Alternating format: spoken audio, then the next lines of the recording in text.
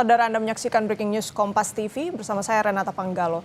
Kebakaran hebat melanda kapal tanker milik Uni Emirat Arab di lepas pantai Sharjah, tak jauh dari Selat Hormuz.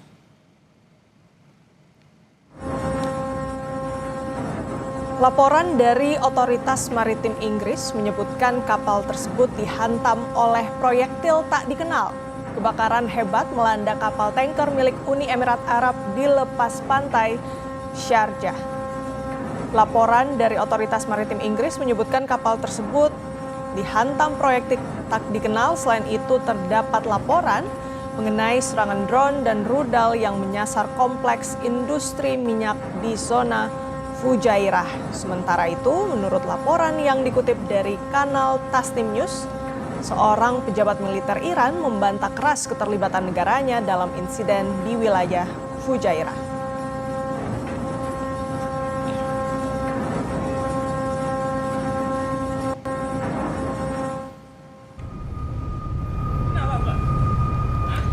Rekaman video lain juga diunggah oleh Al Jazeera yang menangkap momen sesaat setelah sebuah drone menyebabkan kebakaran di fasilitas minyak di Fujairah. Dikutip dari Al Jazeera, UEA menyatakan bahwa Iran meluncurkan 15 rudal dan 4 drone pada hari Senin waktu setempat. Sementara media pemerintah Iran mengindikasikan bahwa Iran tidak berada di balik serangan tersebut.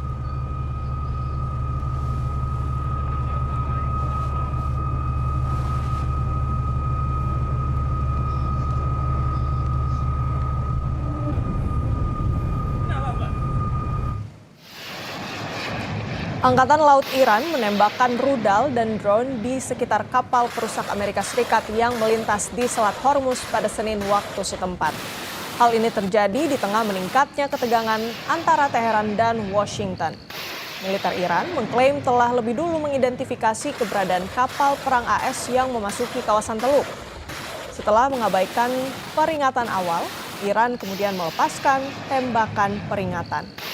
Militer Amerika Serikat mengkonfirmasi bahwa 2 kapal perusak berpeluru kendali memang telah memasuki wilayah Teluk.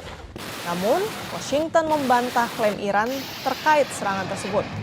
Sementara Komando Pusat AS menegaskan tidak ada kapal perang mereka yang terkena serangan.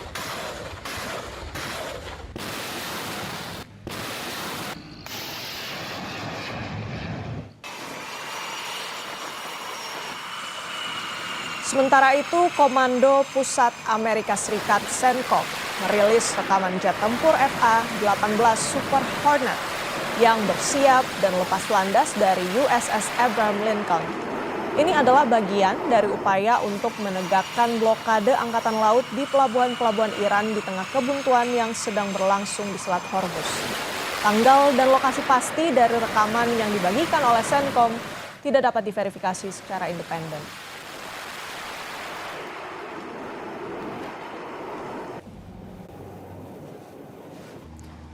Pemerintah Iran menegaskan Selat Hormuz masih di bawah kendalinya dan kapal-kapal yang ingin melewatinya harus terlebih dulu mendapatkan izin dari Angkatan Laut Iran untuk memastikan keselamatan mereka.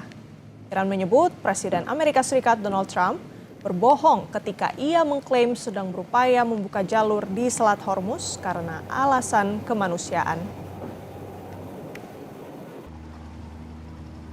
Iran menegaskan negaranya akan menang jika konfrontasi meningkat dan bahwa Presiden Trump tidak dapat mengembalikan keadaan seperti sebelum perang.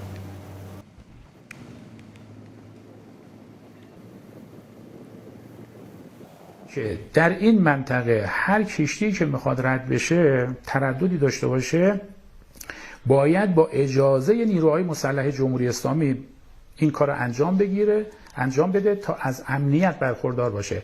هر شناوری مال دشمن متخاصم بخواد رد بشه برخورد.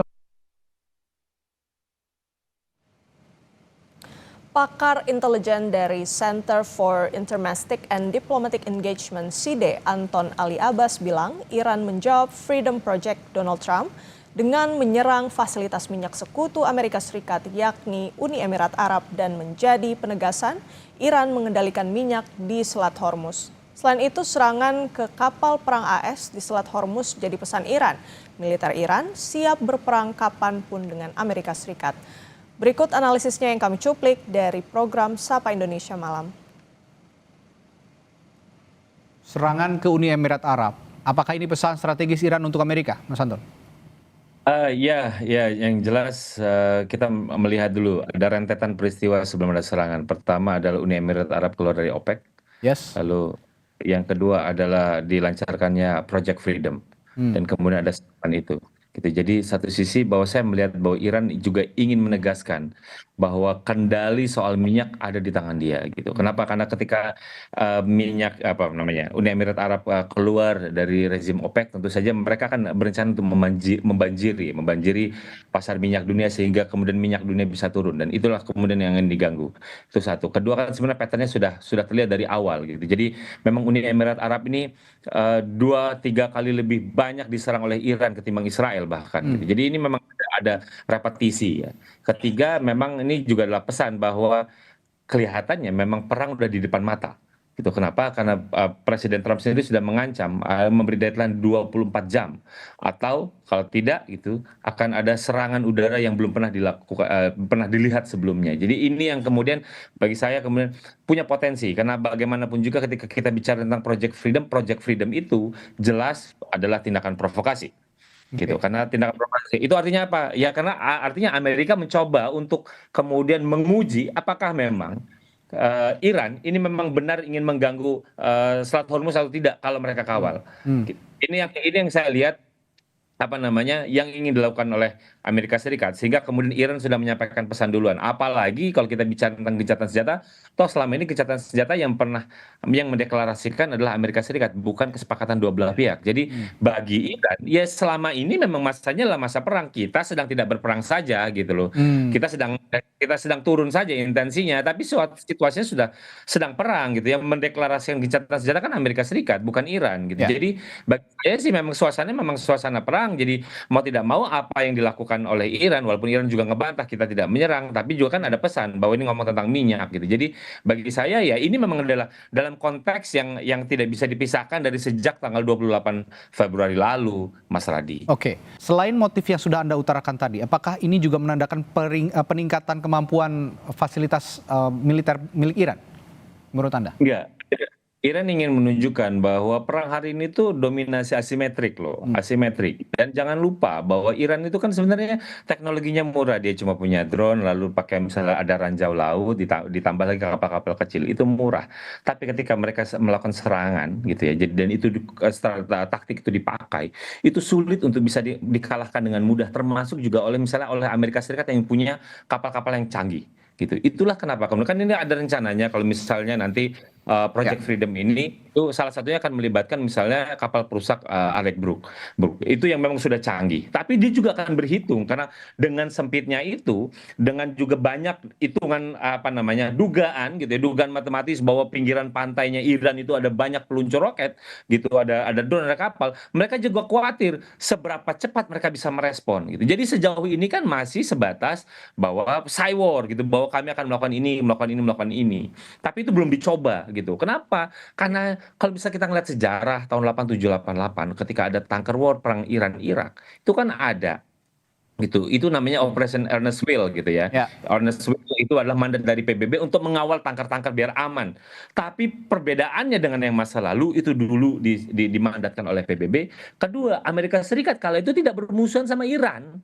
Gitu, cuma ingin memastikan, kan beda hari ini itu dia sedang bermusuhan sama Iran gitu. Itu yang kemudian potensi eskalasinya menjadi sangat besar gitu. Jadi bagi saya apa yang dilakukan oleh Iran kemarin gitu ya, walaupun itu juga dibantah oleh Amerika Serikat gitu, itu adalah ngetes.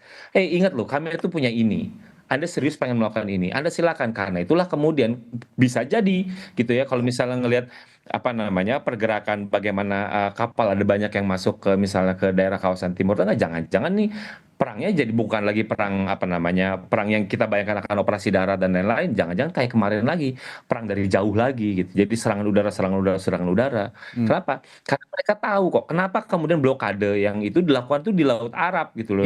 Samudra Hindia. Kenapa? Karena untuk jaga nih. Ini rudalnya Iran ini bisa dari jelajahnya bisa sampai sini. Jadi itu bagi saya sih mengirimkan menyampaikan pesan bahwa kami tetap punya dominasi asimetrik di sini. Hati-hati gitu. Jadi jangan coba untuk menguji kecuali Anda sudah siap untuk Oke. apa namanya Ya. salah kalkulasi gitu. Jadi Ya. bagi saya itu Iran sangat baik kali ini. Dia mencoba misalnya sebenarnya untuk prevent eskalasi yang tidak perlu. Jangan gitu, jangan dicoba. Tapi karena kalau udah dicoba, kami nggak bisa mundur lagi. Ya. Karena perangnya kemudian besarnya akan berkali lipat. Kenapa? Karena aset Amerika dalam hal ini yang diserang, gitu. Dan asetnya ya tentu saja tuh aset strategis dan nggak mungkin juga Amerika tidak ngelawan, gitu kan. Jadi memang ini ada potensi eskalasi yang bukan meluas kalau saya. Kenapa kalau meluas? Kan dari kemarin dicoba untuk meluas kan nggak meluas-meluas, tapi Ya, ya. kemudian eskalasinya akan Ya. sangat besar. Sangat memungkinkan gitu. Ya. Jadi dan destruktifnya kalau tadi dibilang bahwa melanggar hukum humanitas, waduh ini pelanggarannya akan jauh-jauh lebih banyak gitu. Ini yang kita selalu khawatirkan, jangan sampai kemudian eskalasinya akan terlalu besar. Kalau udah seperti ini, Project Freedom ini adalah sebagai bagi saya itu loh upaya provokasi. Kenapa? Udah. Kalau misal mau pakai double blockade, udah double blockade aja, jangan ditambah lagi. Ini kalau nguji ini berarti Anda memang sekadar ingin mengetes apakah benar Iran punya nyali atau tidak punya nyali untuk itu. Ya. Gitu. Intinya Sebenarnya kan Iran sudah bilang, kami sudah naruh ranjau loh. Kalau Anda meledak, itu urusan Anda bukan urusan kami. Gitu. ya. Sementara itu Presiden Donald Trump menyebut konflik dengan Iran sebagai perang kecil dan konflik yang terjadi sesuai dengan rencana perang Amerika Serikat. Trump menyampaikan komentar tersebut saat pertemuan Business Summit di Gedung Putih. Trump sebut konflik dengan Iran sebagai perang kecil karena Iran sudah tidak memiliki angkatan laut dan udara lagi.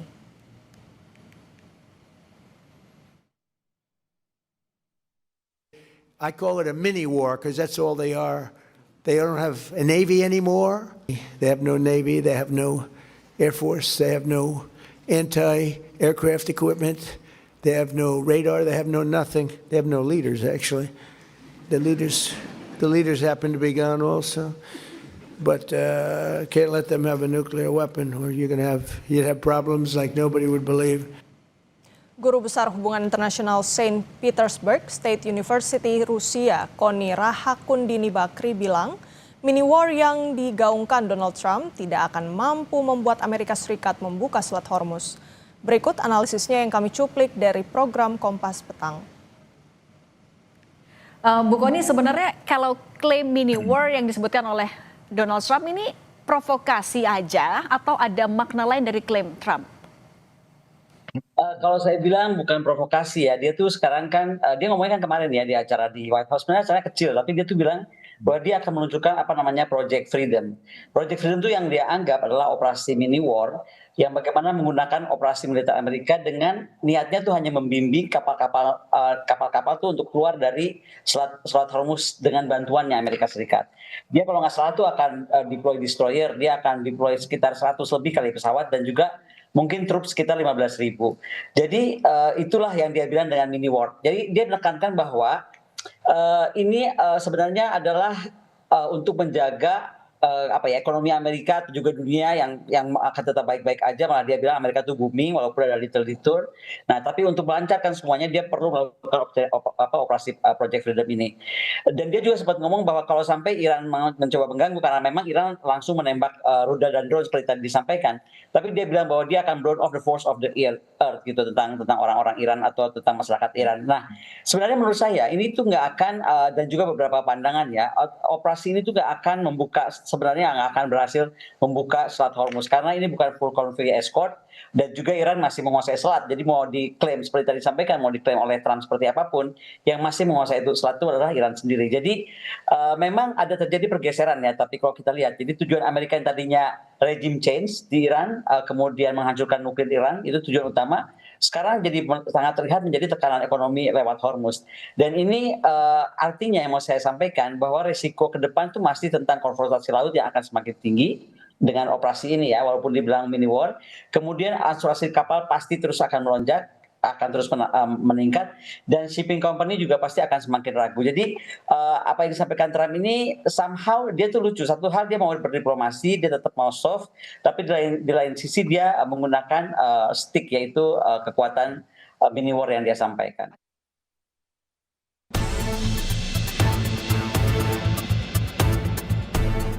Presiden Amerika Serikat Donald Trump meluncurkan Project Freedom atau proyek kebebasan di Selat Hormuz.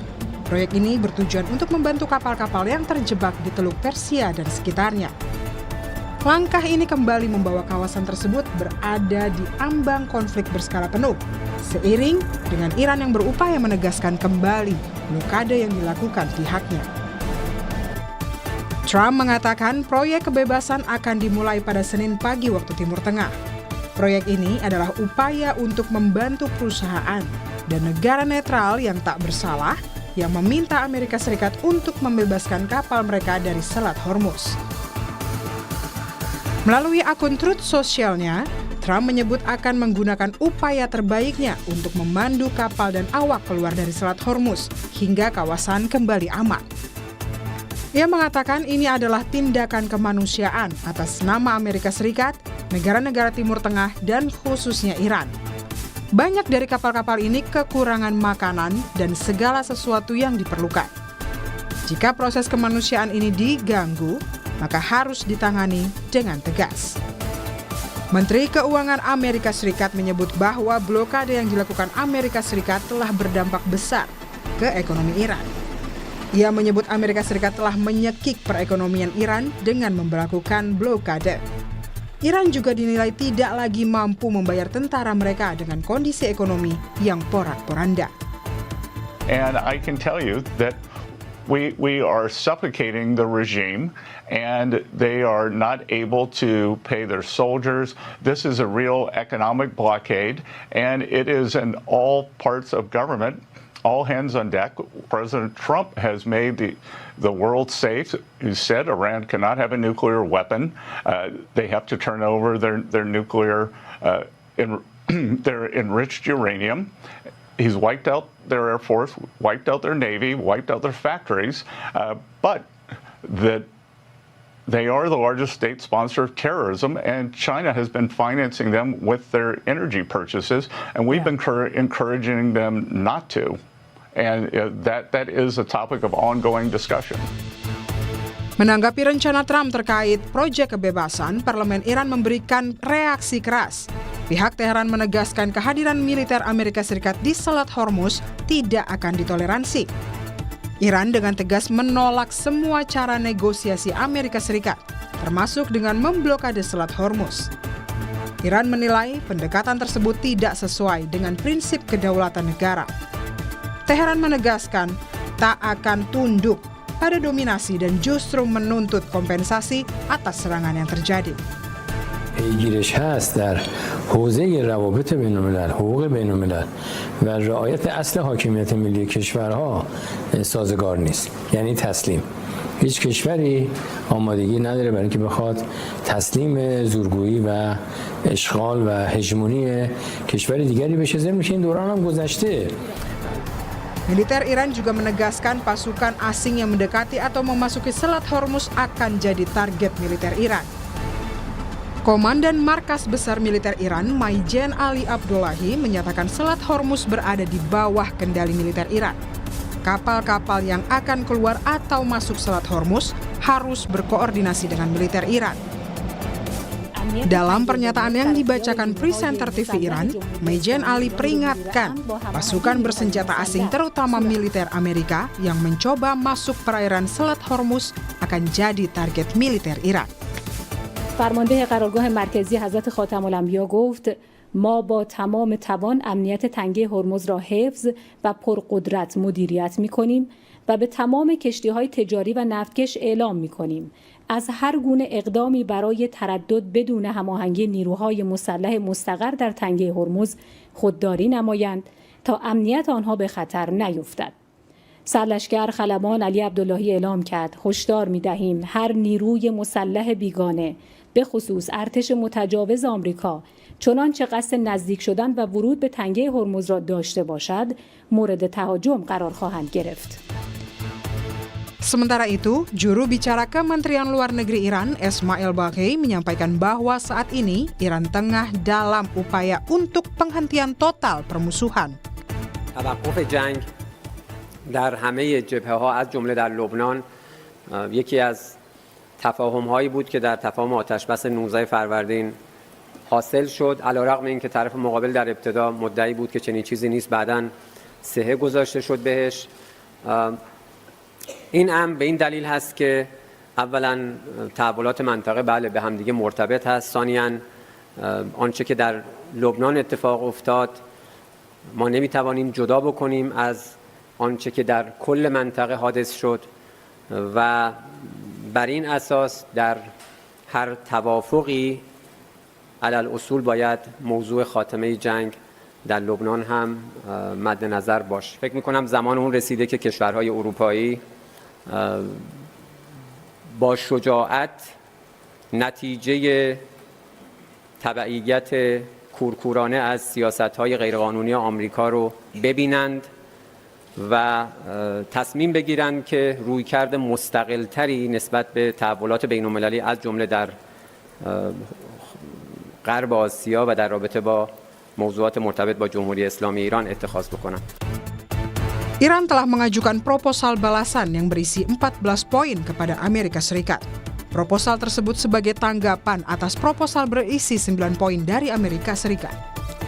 14 poin tersebut meliputi penyelesaian konflik dalam 30 hari, penolakan gencatan senjata sementara, pembukaan kembali Selat Hormuz, penghentian blokade laut Amerika Serikat, pencabutan sanksi ekonomi, pencairan aset Iran yang dibekukan, jaminan tidak ada serangan di masa depan. Iran juga meminta penarikan pasukan Amerika Serikat, kompensasi perang, penghentian konflik di Lebanon, mekanisme baru Selat Hormuz, tenggat waktu negosiasi selama 1 bulan, penyelesaian permanen konflik regional, dan negosiasi lanjutan program nuklir yang setara. Peneliti Indo-Pacific Strategic Intelligence, Fauzia Cempaka Timur menyampaikan, proyek kebebasan yang diluncurkan Donald Trump ini merupakan bentuk proposal yang ia tawarkan untuk Selat Hormuz. Ia meyakini saat ini Iran pun juga tengah mempertimbangkan Amerika Serikat melalui proyek kebebasan yang diberlakukan di Selat Hormuz. Fauzia menambahkan, proyek kebebasan oleh Donald Trump bisa menciptakan deeskalasi. Namun begitu, proyek ini juga sangat riskan dengan pelanggaran. Dalam konteks operasi Project Freedom ini tentu sangat riskan. Artinya di lapangan bisa saja terjadi pelanggaran yang sifatnya mengeskalasi konflik ini nantinya, Mbak. Kalau saya lihat sebenarnya saat ini semua pihak termasuk terlebih Iran sudah memberikan 14 proposal, dan ini sebenarnya ketika statement Project Freedom ini diberikan oleh Amerika Serikat, ini sebenarnya bentuk yang lebih terdeeskalasi, Mbak. Jadi saya melihat sebenarnya mekanisme saat ini pun Iran sedang mendiskusikan dengan Oman, misalnya secara bilateral, diskusi lebih teknis dan mekanisme yang lebih operasional di lapangan terkait dengan pelayaran yang melewati Selat Hormuz ini. Jadi menurut saya sebenarnya ini dua belah pihak sedang memberikan proposalnya di atas kertas terkait Selat Hormuz. Dan kita tahu sebenarnya kedua belah pihak tentu memberikan mekanisme yang paling nyaman dan paling bisa diterima oleh kedua belah pihak, kedua negara begitu. Nah, dalam konteks ini Amerika memberikan melalui operasi Project Freedom, dan Iran mungkin nanti akan bersama dengan Oman dengan mekanisme yang lain, Mbak. Sementara peneliti ASEAN Middle East Center, Pizarro Ghazali menyebut, proyek kebebasan yang diluncurkan Amerika Serikat tidak berdasarkan dengan kemanusiaan. Proyek itu justru disebut-sebut dapat menimbulkan eskalasi perang baru yang lebih besar. Amerika juga tidak melibatkan Iran dalam misi kemanusiaan yang digadang-gadangnya ada dalam proyek kebebasan.